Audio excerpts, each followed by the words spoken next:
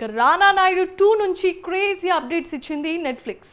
దగ్గుబాటి హీరోలు విక్టరీ వెంకటేష్, రానా నటించిన web series Rana Naidu bold కంటెంట్తో ఉండటంతో ఈ వెబ్ సిరీస్కి తెలుగు ఆడియన్స్ నుంచి విమర్శలు వెల్లువెత్తాయి.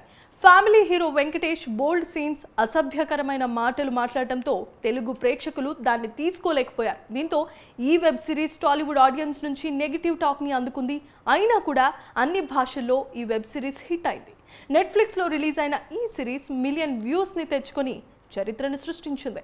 ఇక ఈ వెబ్ సిరీస్కు సీక్వెల్ కూడా ఉండబోతోందని ఇప్పటికే నెట్ఫ్లిక్స్లో ప్రకటించింది. అయితే తొలి సీజన్ వచ్చి సుమారు 3 ఏళ్ళు అవుతోంది. కాగా రానా నాయుడుకి 2కి సంబంధించిన ఎలాంటి అప్డేట్ కూడా లేదు. దీంతో ఈ వెబ్ సిరీస్ ప్రియులు అప్డేట్ కోసం ఆసక్తిగా ఎదురుచూస్తున్నారు.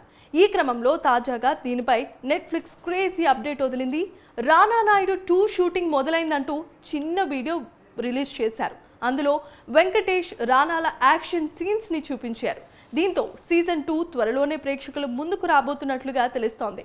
ఇదిలా ఉంటే గతంలో సీజన్ 2 గురించి నెట్ఫ్లిక్స్ యాజమాన్యం ఓ ఈవెంట్లో ఆసక్తికరమైన వ్యాఖ్యలు చేసింది.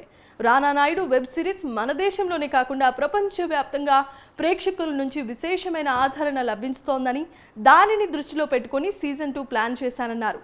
ఈ సీక్వెల్ ఎన్నో ట్విస్ట్లు, యాక్షన్, ఫ్యామిలీ డ్రామాతో మరింత ఆసక్తికరంగా ఉండబోతోందని, ఇది ఆడియన్స్ని ఆకట్టుకుంటోందని ఆశిస్తున్నామన్నారు.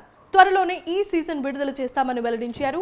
ఈ అప్డేట్ ఇచ్చిన కొద్ది రోజులకే తాజాగా రానా నాయుడు 2 అప్డేట్ ఇవ్వడంపై ఆడియన్స్ హ్యాపీగా ఫీల్ అవుతున్నారు. కాగా Rana Naidu web series American TV series red డెనోవన్కు రీమేక్గా రూపొందింది. దీనికోసం రానా, వెంకటేష్లు మొదటిసారి స్క్రీన్ని షేర్ చేసుకున్నారు.